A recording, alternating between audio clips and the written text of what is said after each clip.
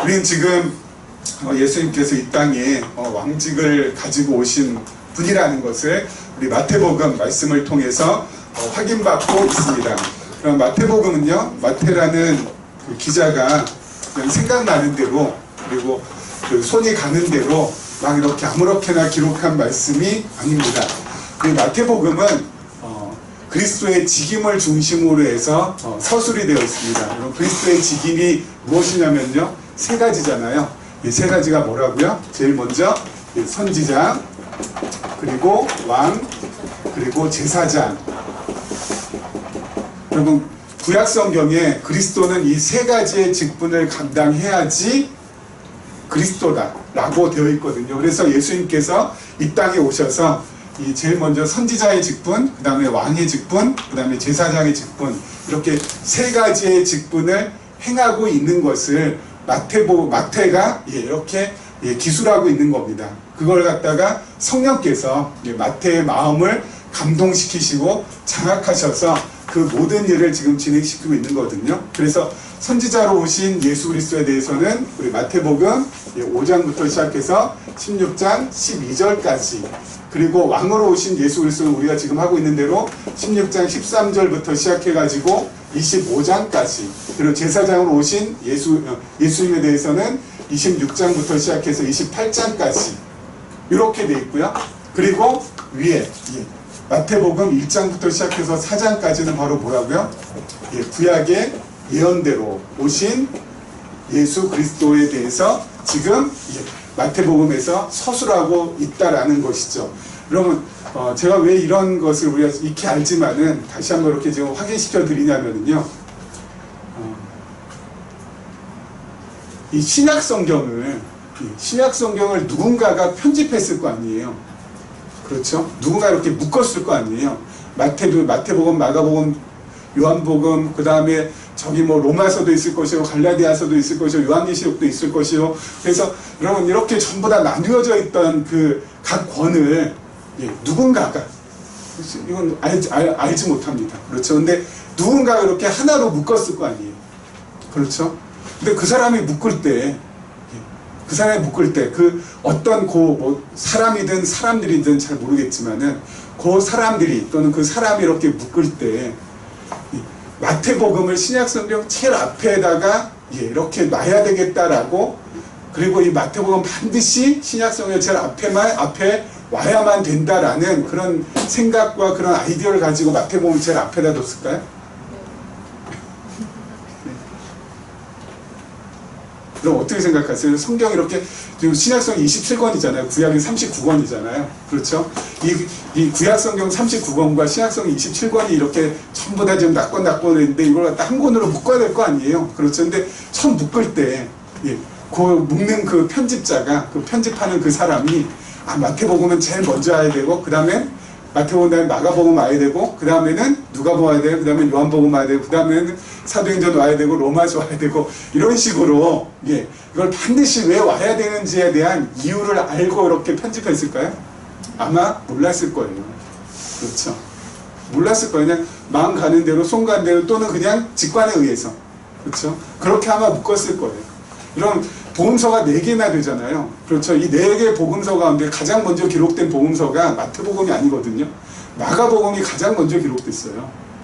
저 같으면은 가장 먼저 된 것부터 차근차근 이렇게 배열했을 거예요. 여러분, 또 서신서 가운데서 로마서가 가장 먼저 쓰여진 것이 아닙니다. 로마서가 가장 먼저 쓰여진 서신서가 아니에요. 바울 서신 가운데서. 제가 알기로는 갈라디아서가 제일 먼저 쓰여진 것으로 알고 있는데, 여러분, 그럼 저는 갈라디아서부터 이렇게 차근차근 이렇게 바울이 가장 먼저 쓴 서신서, 그 다음에 쓴 서신서, 그 다음에 쓴 서신서, 저는 아마 이렇게 연대별로 이렇게 쭉쭉쭉쭉 했을 거예요. 근데 처음에 묶는 이 사람은 정말 희한하죠. 그냥 마태복음을 갖다가 제일 먼저 왜 뒀을까? 차라리 마가복음을 두든지, 아니면 여러분 공간복음이라고 해서 마태, 마가, 누가복음은 성경학자들이 이렇게 보는 관점이 비슷하고 요한복음만 좀 공간복음이 아니라고 하거든요. 그러면 요한복음을, 제사복음서는 요한복음을 제일 앞에 두든지 뭐 이렇게 했을 텐데 그렇게 안 하고 왜 마태복음을 제일 앞에 뒀을까? 그것은 다른 것이 아니라요, 하나님께서 편집하는 사람이 마음 가는 대로 손 가는 대로 이렇게 자기는 인간 편에서는 이렇게 편집을 하기 위해서 이렇게 마테마가 아무렇게나 쭉쭉쭉쭉 했다 할지라도 그렇게 배열하는 그 순서마다 성령 하나님께서 그 편집하는 사람의 마음과 손을 장악하고 계셨다는 것이죠. 그래서 마태복음을 가장 먼저 올 수 있도록 그 사람은 그냥 마음 가는 대로 손 가는 대로 했을 뿐인데 그것을 누가 지금 장악하고 계셨던 거라고요? 성령께서. 그래서 마태복음을 가장 먼저 올 수 있도록 그 다음이 마가복음, 그 다음이 누가복음, 그 다음이 요한복음, 그 다음에 사도행전, 그 다음에 로마서 이렇게 쭉쭉 지금 성경이 배열된 그대로 아마 성령께서 하게 하셨을 거예요. 왜 그렇게 하셨을까요? 성령께서 처음에 신약성경과 구약성경을 처음에 이렇게 창세부터 말라기, 그 다음에 마태복음부터 시작해서 저기 계시록까지 그러면 처음에 편집하는 사람은 그런 어떤 아이디어나 뭔가 이게 반드시 있어야 된다는 어떤 그런 의미를 모른 채 편집을 했겠지만 사실은 성령 하나님께서 결국 어떻게 해요?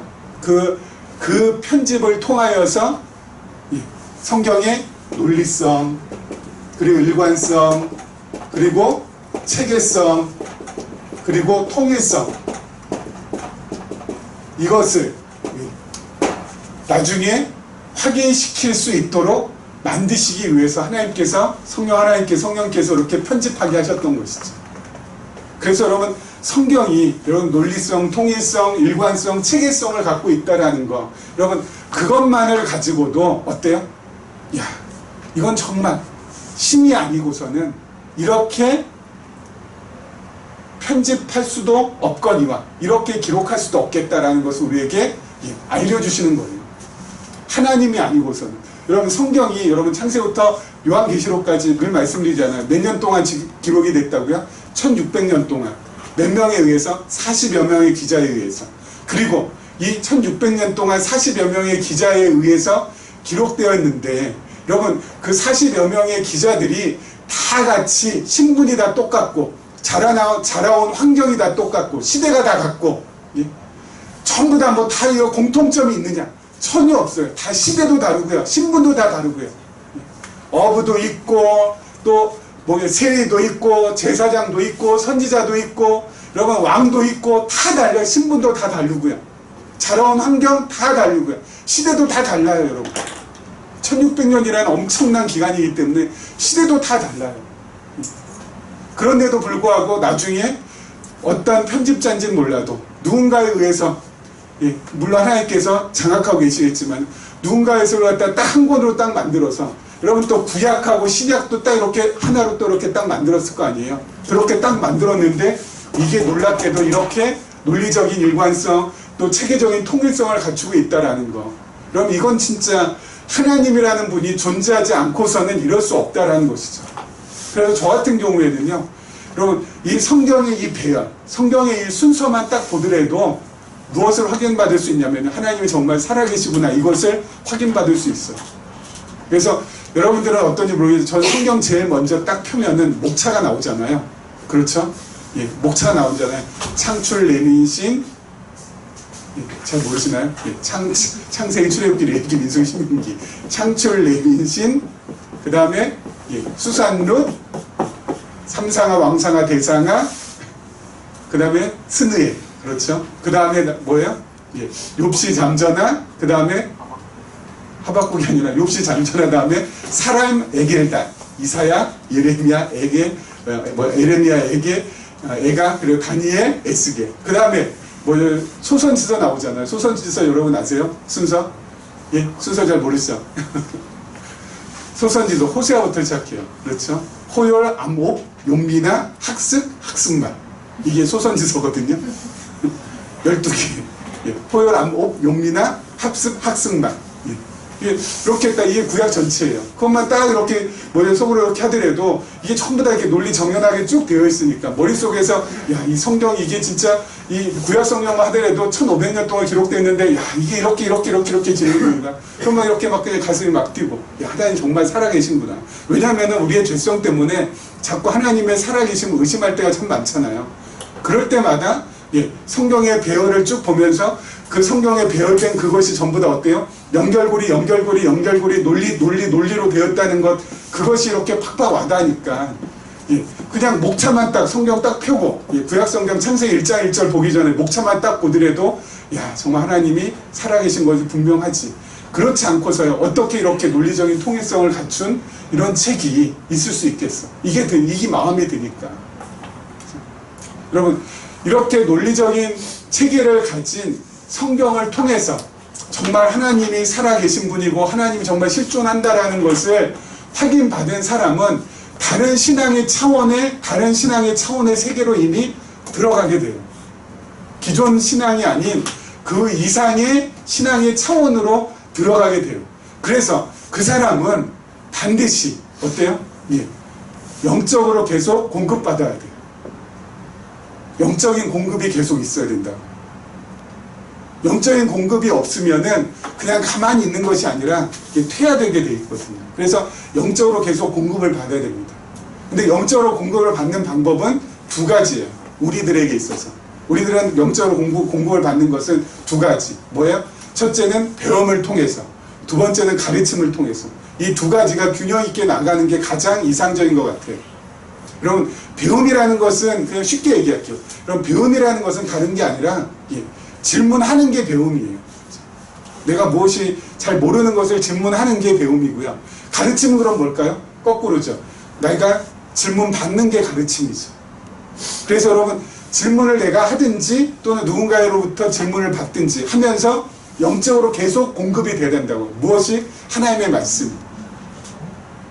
우리의 영이 살아나 있고 예민해져 있고 그 다음에 어때요? 이게 공급받지 않으면은 이게 퇴화가 되기 때문에 계속해서 나의 삶 가운데서 무엇이 이루어져야 된다고요? 배움과 가르침의 과정이 늘 이루어져야 돼요. 그래서 여러분, 배운다는 건 자꾸 질문해야 돼요. 그러니까 여러분, 지금 오늘 주일 예배 이렇게 드리면서 그냥 우두커니 앉아 계신 것도 물론 괜찮지만 제일 더 좋은 건 뭐예요? 자꾸 속으로 질문하시면서 말씀을 듣는 게 가장 좋은 거고요. 그리고 또 누군가로부터 성경에 대해서 질문 받는 것도 너무너무 좋은 거죠. 누군가로부터 성경이 왜 이러냐? 왜 이러냐? 뭐 이렇게 성경에 대해서 누군가로부터 질문 받는 것도 너무너무 좋죠. 왜요?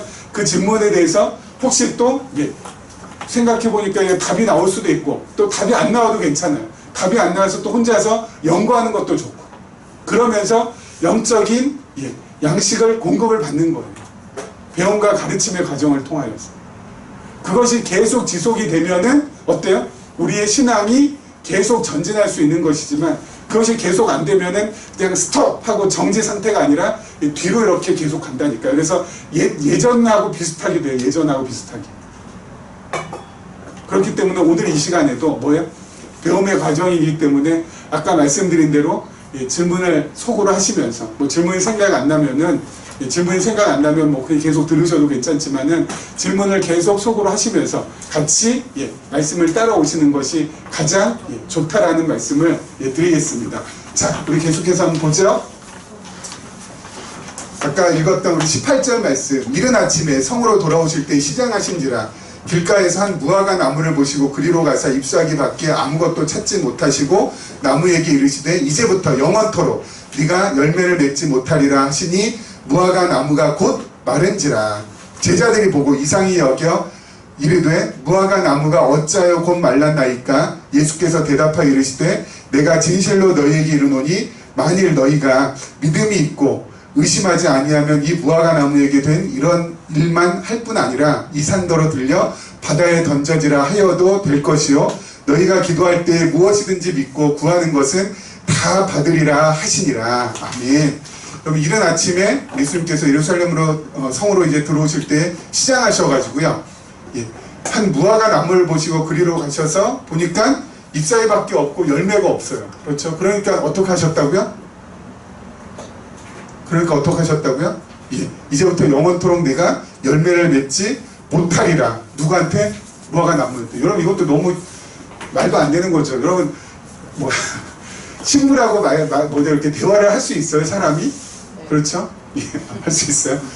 좀 이상하게 여기잖아요. 이렇게 귀 여기에다 이렇게 꽃 하나 달고 다니는 그런 사람을 보지 않을까요? 나무하고 대화하고 뭐 저렇게 식물하고 대화하고 그런다면은 그렇죠? 예수님께서 이걸 통해서 도대체 우리에게 보여주시려는 게 과연 뭘까요? 아니 열매가 무화과 나무에 열매가 없다고 해서 영원토록 맺지 못하리라 해가지고 무화과 나무가 시들어버려요. 이거 진짜 이거 기가 막히고 코가 막힌 일이죠. 근데 이걸 통하여서 예수님께서 우리에게 뭘 보여주시려고 하는 걸까요? 다른 것이 아니라 예수님은 만사뿐만 아니라 만사도 주관하지만 무엇도 주관한다고요?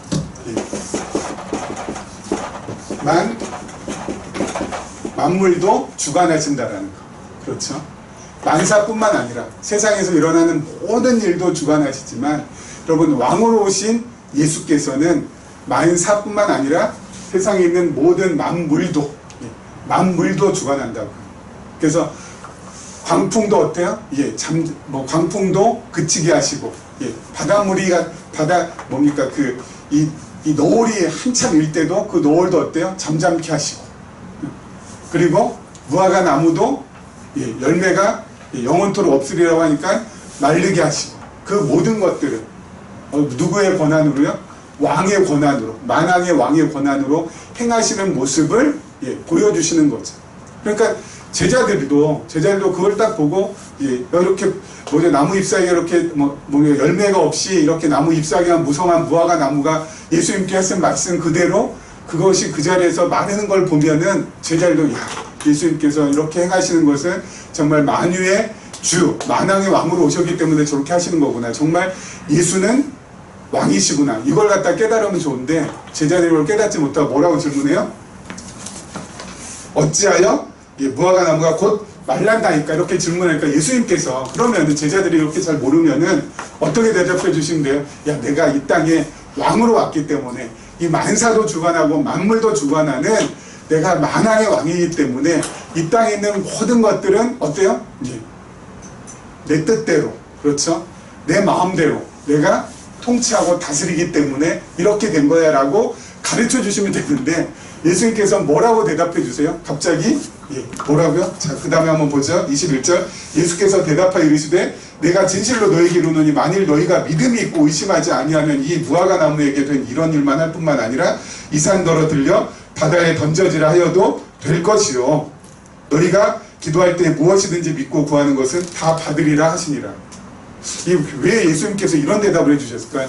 어찌하여 무화과 나무가 말랐나이까 하면은 이러이러해서 차차차차해서 이러이러해서 이렇게 무화과 나무가 말른 거다 얘들아 그렇게 대답해 주셔야 되는데 무엇을 지금 말씀해 주세요? 너희들이 믿음이 있고 의심하지 않으면은 어때요? 무화과 나무가 된 일보다도 더 큰 일을 행할 수 있을 것이고 이 산더러 이 산아 들려서 바다에 던져져라면 산이 들려서 바다에 확 던져지는 이런 진짜 뭡니까 이 SF 영화에나 나오는 그런 일들을 너희들도 한다라고 이렇게 대답해 주신 이거 도대체 왜 이렇게 대답해 주신 거예요? 왜 이렇게 대답해 주셨을까요? 여러분 이것은 우리가 지금 21세기에 예수 그리스도를 알고 믿는 우리에게 하신 말씀이 아니라는 것을 먼저 말씀드릴게요. 그렇죠? 여러분 이 말씀은 누구에게 지금 하신 말씀이에요? 제자들에게 하신 말씀이에요. 제자들이 앞으로 어떻게 될 거라는 거예요? 그리고 예수님께서 무화과 나무를 마르게 한 것을 우리 지난 시간에도 잠깐 말씀드렸었는데요. 표적이거든요. 표가 되는 기적. 그렇죠? 기적적인 표. 이 표적을 보여주시는 가장 큰 이유는 뭐라고요? 아까도 말씀드렸죠. 내가 왕으로 온 그리스도라는 거. 그래서 예수님께서 곧 메시아고 하나님의 아들이고 그 다음에 그리스도라는 것을 보여주시기 위해서 표적을 보여주신다고 했잖아요. 지금 제자들에게 예수님께서 하신 말씀은 제자들도 어떻게 할 거라는 거예요? 여러분 이 산더러 들려서 저 바다에 빠지라고 그러면 빠진다는 이것은 표적인 거죠. 그렇죠. 또 무화과 나무에 예수님께서 하신 일 그렇게 했던 것처럼 제자들이 할 거라는 것도 표적을 행할 거라는 거거든요. 근데 제자들이 이 표적을 행하는 가장 큰 이유가 바로 뭐예요? 사도행전에 보면은 오순절 성령 세례를 받고 제자들이 어때요? 정말 표적을 행하잖아요. 베드로는 아나니아와 삽비라, 정말 성령을 속인 그 사람들을 향하여, 그 성령을 속인 그 사람들에게 어떻게 해요? 영혼을 갖다가 취해 가게끔, 그래서 아나니아와 삽비라가 그 자리에서 죽게끔 하는 표적을 보이잖아요. 그리고 사도 바울은 유두고라는 청년이 바울이 강론하면서 열심히 강론할 때 뒤에서, 저기 난간인가요? 이 루에서 3층이나 됐어요. 3층 루에서 이렇게 듣다가 졸다가 그만 3층에서 떨어졌는데 죽었잖아요.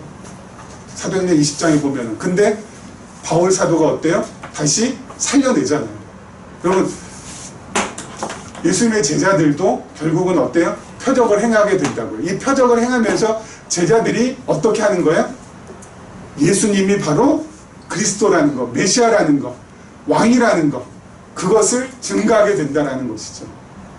그러니까 예수님께서 직접적으로 어찌하여 무화과 나무가 말란다이까에 대해서 직접적으로 대답해 주시지 아니하시고, 앞으로 너희도 표적을 행하게 될 것인데, 너희가 표적을 행할 때 무엇을 깨닫게 될 거라고요? 내가 왕으로 온 메시아, 정말 하나님의 아들로 온 그리스도라는 걸 너희가 깨닫게 될 것이라는 것을 예수님께서 간접적으로 어때요? 대답해 주시는 거예요. 그렇죠? 그래서 첫 번째, 이 말씀의 적용 대상은 누구라고요? 제자들. 그러니까 우리가 아무리 애쓰고 노력해도 우리는 무화과 나무를 마르게 할 수 있어요? 없어요? 없어요. 그리고 이 산더러, 북한 산더러 한강에 빠지라고 아무리 해봤자 안 빠져요. 그렇죠? 남산더러, 남산한테 한강에 빠지라고 아무리 해봤자 빠지지 않는다니까요. 우리는 표적을 행할 수 없어요. 제자들만 표적을 행해요. 왜요? 예수님께서 마가복음 제일 마지막에 보면은 제자들에게 메시아 권한을 위임하는 부분이 있거든요. 메시아권을 위임받았기 때문에 이 메시아권을 위임받은 역사상의 인물들은 예수님의 제자들밖에 없어요. 그렇기 때문에 제자들만, 그 사도들만 표적을 행하고, 그 이후부터는 표적이 안 나와요. 왜요? 성경이 기록이 다 되어 있으니까. 자, 그렇죠? 그러면은 그럼 이 말씀 딱 보고, 그러면은 우리는 이 말씀 보고 제자들한테 적용하는 말씀이고 우리한테 적용할 수 있는 말씀이 아니네 라고 할 수 있잖아요. 그럼 이 말씀은 그냥 나하고는 아무 상관없는 말씀, 패스, 이렇게 할 수 있잖아요. 근데 그건 또 아니죠. 뭐예요? 예수님께서 제자들에게 이렇게 표적을 행한다고 했는데 사도행전을 통해서 보니까 제자들이 표적을 행하는 것을 보니까 예수님께서 하신 말씀이 그대로 어때요? 이루어진 것을 볼 때 우리는 다시 한번 예수님이 하나님의 아들, 예수님이 그리스도 메시아이기 때문에 그 말씀하신 대로 됐구나, 이것을 확인받을 수 있는 거죠. 우리 이 말씀을 통하여서 우리도 뭐예요? 예수님은 정말 나의 왕, 나의 주, 나의 그리스도, 나의 메시아, 이것을 다시 한번 깨닫게 된다는 것이죠. 여러분, 이게 무척 중요하다고 했습니다. 여러분, 예수가 그리스도, 예수가 메시아, 예수가 왕, 예수가 나의 주, 여러분, 이것이 주는 의미가 엄청 많다고 했습니다. 조금 이따 이제 말씀드리겠지만은, 예수가 주다, 예수가 나의 왕이다 라고 하면은, 여러분, 우리가 지금 번민하고 있고 고민하고 있고 힘들어하고 있고 어려워하고 있는 그 모든 것들 다 어때요? 노임받을 수 있어요. 거기서부터 우리가 완전히 자유할 수 있어요. 그것을 우리가 그냥 슬로건, 그냥 하나의 문장으로만 알기 때문에, 예수는 왕, 그리고 예수는 그리스도, 예수는 메시아, 그냥 그렇게 하나의 한 문장으로만 알기 때문에 그것이 어때요?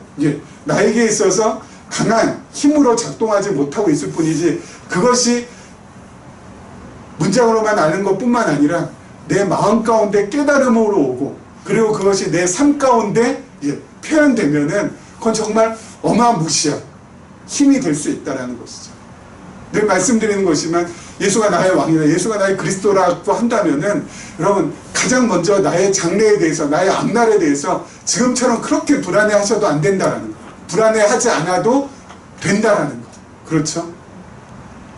왜요? 왕이다 알아서 왕이다 알아서 다 이렇게 이끌어 가시는데, 내가 그냥 죽자 살자 한다고 이게 되겠는가 하면서 스트레스 덜 받을 수 있다라는 거. 예수가 정말 그리스도다, 예수가 정말 메시아다, 이것만 내가 깨닫고 알고 그 다음에 마음에서 깨달아져서 이게 삶으로 표현된다면은 그야말로 나를 갖다 이렇게 옥죄고 있는 모든 것으로부터 어때요? 예, 저렇게 많이 벗어날 수 있어요. 진짜. 그 다음에 22절도 마찬가지죠. 너희가 기도할 때 무엇이든지 믿고 구하는 것은 다 받으리라 하시니라. 여러분 이것도 이 말씀만 딱 띄어가지고 우리한테 적용하면 돼요? 안 돼요? 안 되죠. 여러분 이 말씀은 가장 먼저 누구한테 적용하는 말씀이에요? 제자들. 여러분 제자들이 너희가 기도할 때 무엇이든지 믿고 구하는 거 다 받으리라고 했는데 사도행전을 보면 제자들이 여러분 주님께 기도했던 거 예수 그리스도의 이름으로 기도했던 모든 것이 전부 이루어지지 않아요? 사도행전을 보면은 마가의 다락방에서 예수님의 제자들이 무엇을 지금 기다리면서 기도하고 있어요? 성령 오시기를 바라면서 소망하면서 기도하고 있는데 성령이 오셨어요? 안 오셨어요? 정말 오셨잖아요. 그러면 사도행전에 보면은 바울 사도가 로마로 가고 싶은 그런 마음을 가지고 기도하면서 다녔는데, 그래서 내가 로마도 보아야 하리라 하면서 기도하고 다녔는데 결국 사도 바울이 로마로 가요? 안 가요? 가게 되잖아요. 그렇죠? 여러분 이 예수님께서 말씀하신 요대로 보니까 무엇이든지 너희가 기도할 때 무엇이든지 믿고 구하는 것은 다 어떻게 하신다고요? 받으리라 하셨는데 정말 사도행전에 보니까 제자들이 이 말씀 그대로 믿고 무엇이든지 구한 것은 전부 다 받았어요? 안 받았어요? 다 받았어요. 그럼 우리도 어때요? 그렇게 하면 돼요. 근데 중요한 거 여기에서 무엇이든지 믿고 구하는 것 다 받으리라고 했다고. 여기 무엇이든지 해서 나의 욕심, 나의 야망, 나의 욕구 이런 것들을 전부 다 구하는 것 전부 다 그걸 갖다가 이게 기도한다고 해서 이게 다 받아지는 건가? 아니에요. 아니에요. 그럼 사도행전에 보면은 제자들이 기도할 때 제자들이 다 궁핍했잖아요. 가난했잖아요. 그래서 제자들이 막 부자가 돼달라고 막 그냥 하나님께 매어고 예수님의 이름으로 기도한 거 여러분 사도행전에 기록돼 있어요? 사도 바울이 막 핍박받고 사람들한테 막 돈을 맞고 그러니까 저 인간들 다 그냥 싹 다 쓸어달라고 사도 바울이 막 그렇게 막 그냥 하나님 앞에 막 기도했어요? 안 했잖아요. 제자들이 어떻게 기도했어요? 제자들이 여기서 무엇이든지 믿고 구하는 거 할 때 그 앞에 전제가 있었어요. 제자들이 할 때는 무슨 전제요? 예수 그리스도의 뜻 안에서 그리스도의 뜻대로 주님의 뜻대로 그게 전제예요. 그게 전제. 주님의 뜻 가운데서 무엇이든지 믿고 구하는 것은 이루어진다라는 것이지 그 전제 없이 그냥 내 욕심, 내 욕망 그래서 주님 내가 승진한 거 믿고 간구하니까 꼭 승진될 줄 믿습니다. 또는 내가 지금 돈이 없는데 돈 왕창 벌 줄 믿고 간구하오니 반드시 받으실 줄 믿습니다. 한다고 해서 이게 되냐고요? 아니라고요. 그렇죠? 무엇이든지 그의 뜻대로 구하는 것을 이루어 주시는 것이지 무엇이든지 나의 뜻대로 구하는 것을 이루어 주신 적은 한 번도 없어요. 여러분 그래서 늘 말씀드리는 것처럼 우리 교회 안에서 우리 기독교 안에서 성경 안에서의 기도라는 것은 주님의 뜻대로 구하는 것이 기도이지 나의 뜻대로 구하는 것은 기도가 될 수 없다라고 오늘 말씀드렸어요. 그럼 여기서 또 한 가지 우리 성경 공부할 때 했던 거 다시 한번 복습하는 차원에서요. 어차피 주님의 뜻대로 되는데 굳이 내가 기도 안 해도 될 텐데 그렇죠? 주님의 뜻대로 될 거면은 내가 기도 안 해도 될 거 아니에요. 근데 왜 내가 기도해야 될까요? 주님의 뜻대로 결국 될 거 아니에요. 근데 굳이 내가 기도는 왜 할까요? 그것은 하나님께서 우리에게 기도의 과정을 통해서 하나님을 더 깊이 알아가는 차원에서 기도를 주신 거거든요. 어떻게 하나님을 더 깊이 알아갈까요? 여러분 기도하면서 아까 말씀드렸죠. 기도하는 과정 속에서 내 욕심 그리고 내 뜻 이것을 어떻게 하게 돼요? 내려놓게 되잖아요. 그렇지 않아요? 여러분 주님의 뜻대로 기도하는 사람은 내 욕심이나 내 뜻을 내려놓게 돼요. 여러분 내 욕심과 내 뜻을 내려놓게 되면은 우리가 무엇을 얻을 수 있어요? 참 자유함을 얻을 수 있어요. 왜요? 집착하지 않으니까 남들하고 비교하지 않으니까 자꾸 내가 뭔가 집착하거나 남들하고 비교할 때 욕심도 나오고 내 뜻도 나오고 내 마음대로 하고 싶은 것이 생기지만은 정말 주님의 뜻대로 기도하는 사람은 그런 것으로부터 어때요? 자유하게 되니까. 이게 너무너무 참 감사한 거고, 그 다음에 또 여러분 주님의 뜻대로 기도하는 사람은 주님의 뜻이 무엇인지를 깨달아가게 돼요. 주님의 뜻이 무엇인지 깨달아가게 되니까 어때요? 불안하거나 염려하거나 걱정이 나오거나 그러질 않아요. 오히려 어때요? 평안한 마음을 가질 수 있다. 그러면서 주님을 더 깊이 알아가게 된다고. 기도를 통해서. 그냥 기도할 때 이건 내 뜻, 그리고 이건 내 욕심. 주님 내려놓게 하여 주시옵소서. 그러면서 이게 주님의 뜻이 아닐까 싶습니다 라고 자꾸 주님의 뜻을 깨달아가게 되니까 기도를 통하여서 하나님을 더 깊이 알게 되고 깨닫게 되고, 그래서 하나님과 가까워지게 되는 그러한 놀라운 일들이 일어나게 되니까 하나님께서 어때요? 우리로 하여금 기도라는 과정을 허락해 주신 거예요. 그 기도를 통해서 막 내 욕심을, 그리고 내 욕심을 막 채우고, 또 채운 욕심을 또 더 채우고, 더 채우고, 더 채우고, 그렇게 하기 위해서 기도를 우리에게 허락해 주신 것이 아니라. 자, 그 다음에 계속해서 보죠. 예수께서 성전에 들어가 가르치실 때 제사장들과 백성의 장로들이 나와 이르되 네가 무슨 권위로 이런 일을 하느냐, 또 누가 이 권위를 주었느냐. 예수께서 대답하시되 나도 한 말을 너희에게 물으리니 너희가 대답하면 나도 무슨 권위로 이런 일을 하는지 이르리라. 요한의 세례가 어디로부터 왔느냐, 하늘로부터냐 사람으로부터냐. 그들이 서로 의논하여 이르되 만일 하늘로부터라 하면 어찌하여 그를 믿지 아니하였느냐 할 것이요, 만일 사람으로부터라 하면 모든 사람이 요한을 선지자로 여기니 백성이 무섭다 하여 예수께 대답하여 이르되 우리가 알지 못하노라 하니 예수께서 이르시되 나도 무슨 권위로 이런 일을 하는지 너희에게 이르지 아니하리라. 아멘. 예수께서 성전에 들어가서 이 제사장들하고 백성들이 나왔습니다. 그래서 제사장들하고 장로들이 참 나와가지고 네가 지금 이렇게 성전 막 그냥 우리 지난 시간에 있던 거에 성전 청결케 하고 또 무화과 요 마르게 하고 막 이렇게 또 성전에 가르치고 하는 이거 누가 이거 무슨 권위를 갖다 주었기 때문에 이렇게 하느냐라고 하면은, 만약 제가 예수님이라면은 너무 좋은 찬스잖아요. 이 제사장들하고 장로들한테 내가 이렇게 하는 것은 바로 구약 성경에 하나님께서 예언하시고 약속한 메시아가 바로 나이기 때문에, 그리스도가 바로 나이기 때문에 이렇게 하는 거야. 그렇게 좀 가르쳐 주겠어요. 차근차근. 내가 이렇게 표적을 일으키고 병든 자 고치고 무화과나무 마르게 하고 또 성전을 청결케 하는 것, 이것은 와서 구약성에 보니까 그리스도가 강도의 구렬로, 강도의 소굴로 되어 있는 이 앞으로 강도의 소굴로 성전이 그렇게 될 텐데 그리스도가 오셔서 깨끗하게 할 것이라는 것, 그래서 만민이 기도하는 집으로 만들 것이라는 것이 구약성경에 이렇게 있지 않냐. 이 예언대로 내가 와서 성전을 이렇게 깨끗하게 하고, 그리고 이 강도의 구렬을 만민이 기도하는 집으로 만드는 걸 보면은 내가 그리스도인 거 너희가 알지 않냐? 라고 저는 그렇게 반문하면서 내 자신이 그리스도인 것을 갖다가 증거하겠어요. 근데 예수님은 그렇게 하지 않으세요. 오히려 역질문 하시죠. 세례 요한에 대해서 역질문 하셔서 그 사람들로 하여금 곤란한 질문을 예수님께서 하게끔, 곤란한 답을 하게끔 하신 다음에 그 사람들에게 어때요?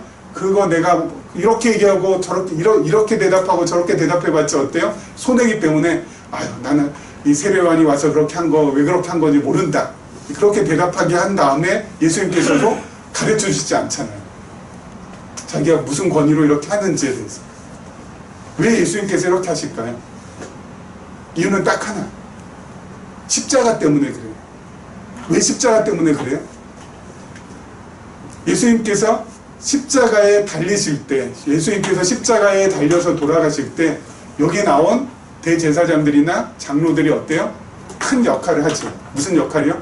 예수님을 잡아서 십자가에 달아서 죽게 하는 큰 역할을 하죠. 근데 예수님께서 이때 만약에 내가 그리스도인 걸 갖다 그들에게 설명하면, 그들 가운데 혹 한 명이라도 나중에 반대하면 어때요? 십자가에 예수님께서 죽임 당하지 못하시잖아요. 여러분, 누굽니까? 빌라도. 본디오 빌라도도 예수님 이렇게 재판할 때에 자기 아내가 꿈꾼 거, 그렇죠. 자기 아내가 꿈을 꿨는데 이 예수를 갖다 놓아주는 게 좋다라고 본디오 빌라도에게 이렇게 연락을 하니까 빌라도가 어때요? 그 마음이 흔들리잖아요. 그렇죠. 아내가 꿈꾼 거에 대한 부분에 대해서도